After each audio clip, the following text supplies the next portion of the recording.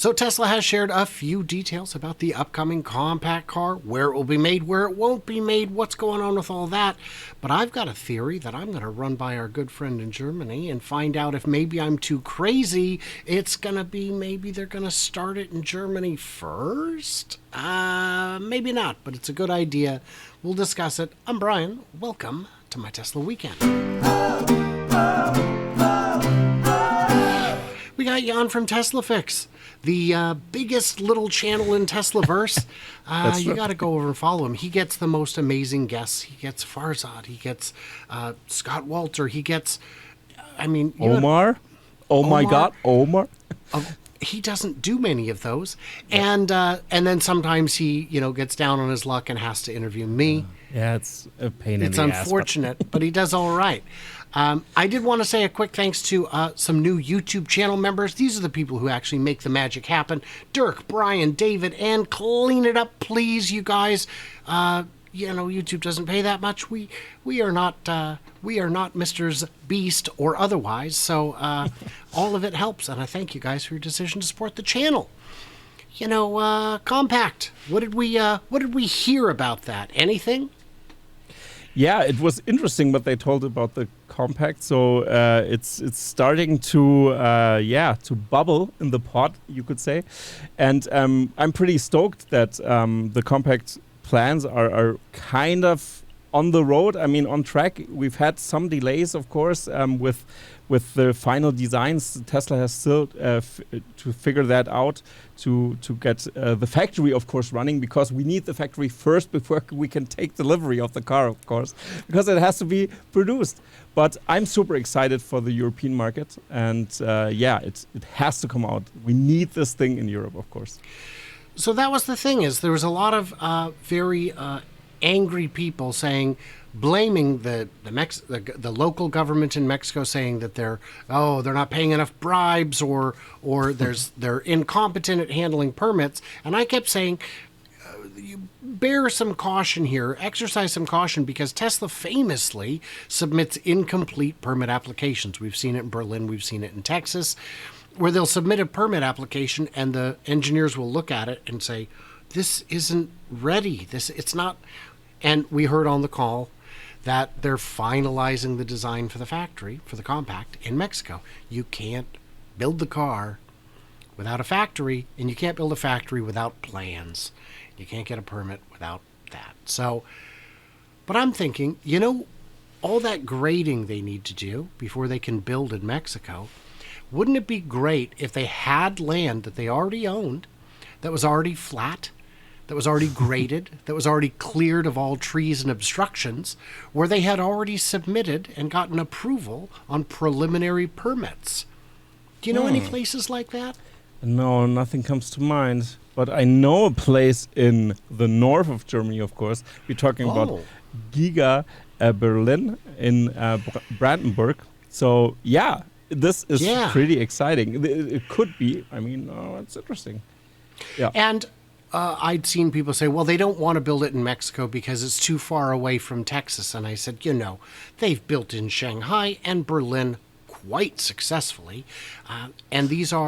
And building a pilot line is one thing. You can build a pilot line anywhere. You still need to build the actual factory in the actual place where the actual factory is going to go. So if they're going to just build it in Mexico and then roll it out to all the other regions, does it matter which region they build it in first? Not really. Not really. It's an interesting theory. It would make totally sense because, of course, the European market is big in small cars.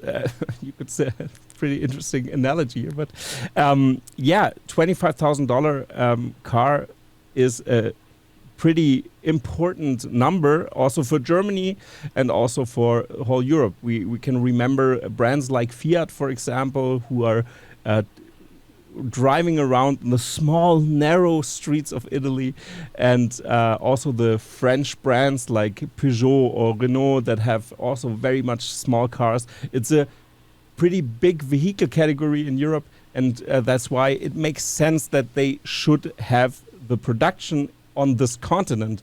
And it's pretty interesting. It would totally surprise me, of course, because we haven't, nothing is pretty confirmed by Tesla, and these are just speculations, but it would make sense because they have land, they have the approval or lined up. Of course, we have some hearings in Germany that we still have to adhere here. That's pretty sad because all the Germans go crazy about anything happening at Giga Berlin. You have to have a lot of discussions with the locals and everything that they can get everything approved. Germany is very much a red tape country, sadly, but I think it could be. It's a huge possibility and makes sense. Well, Giga Berlin did not face the kind of delays that we saw with, for example, the Berlin airport was Yes. a real worldwide classic example of something that took too long. But let's forget about Fiat. Let's forget about the French brands. Let's talk about Volkswagen. Famously makes small cars. What is it, the course. Polo or The Polo. the ID2 they're hoping to release. And then you've got Americans don't see many of these, but there's a Mercedes, what is it, the A-Class or something? A-Class, yes. The A-Class. Very small Mercedes. Does BMW have a very small car? BMW has the I have to think the 3 Series is kind of small, but it's more in the territory of the Model 3. So not a totally compact. Not as small. Yeah, not as small. So BMW is a different kind of beast. They have I'm blanking out on the name, but they have a smaller version that has just 2 doors. But BMW overall is a little bit bigger. They have bigger cars. Of course, they had their smaller electric vehicle to go into that category, which was the i3. And the i3 was made out of carbon. It was a pretty, carbon fiber, I mean.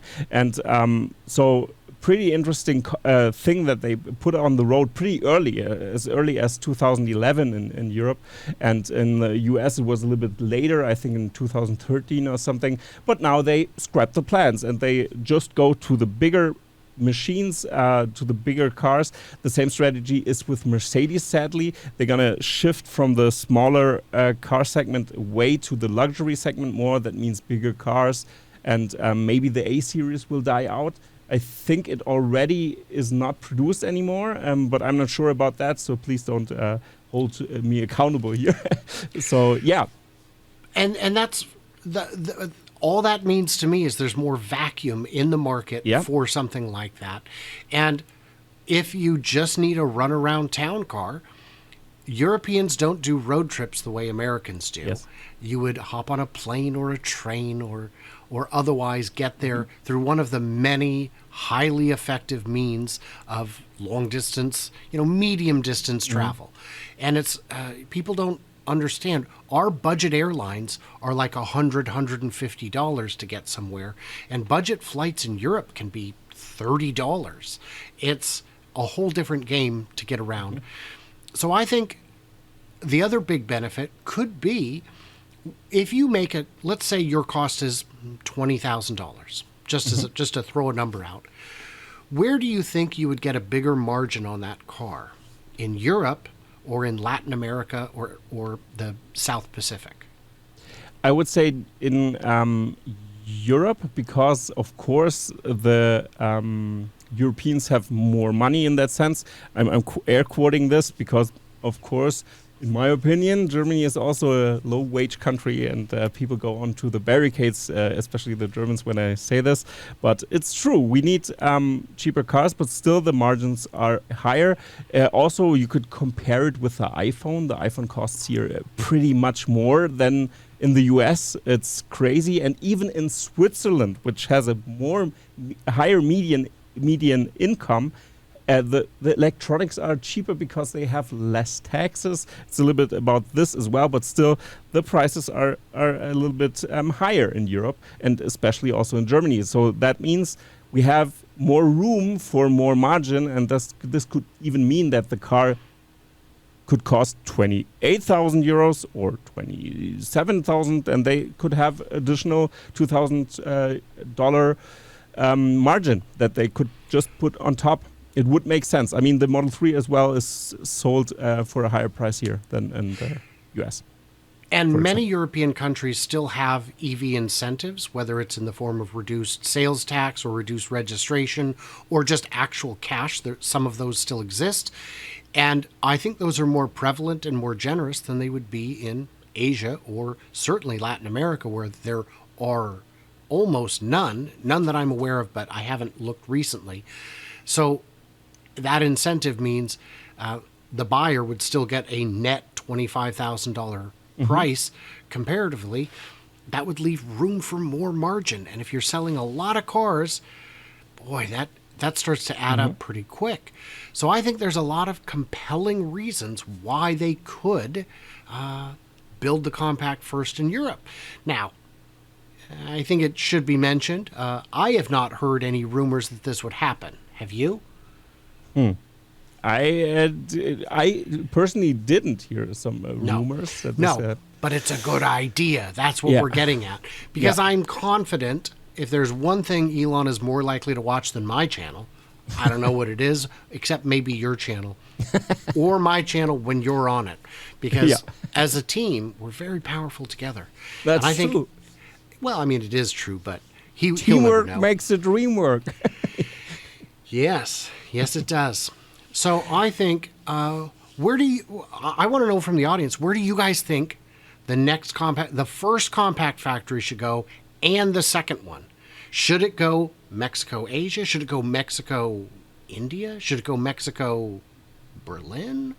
Should it go, some people are still thinking it might start in Texas. I've seen no evidence to support that, except a offhand comment in a book that was written so long before it was published that it's not news at that point. It's already recorded in history, and Tesla moves much too quickly for news that old to necessarily be relevant.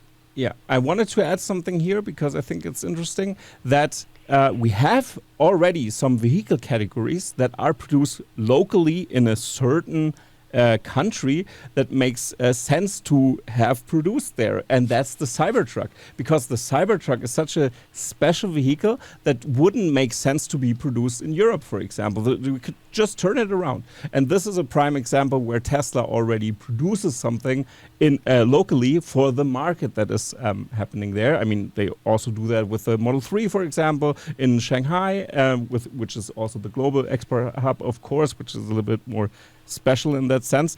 But the Cybertruck production makes sense for the US market, of course, being in Texas. And the $25,000 car needs to be in the markets that are where they are sold. And the US isn't such a big market, actually. So it would make a lot of sense. So, Brian, I would approve this theory pretty much. And I hope this comes to fruition, because I want to own every Tesla that's out there. So if I don't get the Cybertruck, maybe a smaller compact car is similar to the Cybertruck, so I could have a Cybertruck Mini or something. And you're right. The volumes expected on the Cybertruck to be sold, if it is sold in Europe, and I think it's very likely. I hope so. I have a back order. I have an order. Yeah, but I don't think the volumes would be sufficient to justify manufacturing it there, and it doesn't need to. There are Mercedes that are made in the U.S., but there are some that are not. You're not going to make the CLK in every continent. That doesn't make sense. So yeah, that's very interesting and something to think about, Elon, because I know you're watching. Yeah. So get a chance, check out Jan on Tesla Fix. He does a lot of great stuff. And for everybody else, like, subscribe, comment, do the usual things. You got to let us know in the comments. And by the way, Jan loves to check out the comments. So if you can say something nice and keep it civil, that'd be great. And for everybody else, stay tuned, stay juicy, and I can't wait to hear from you, clever robots, on the next one. Bye, everybody, and see you in the comment section.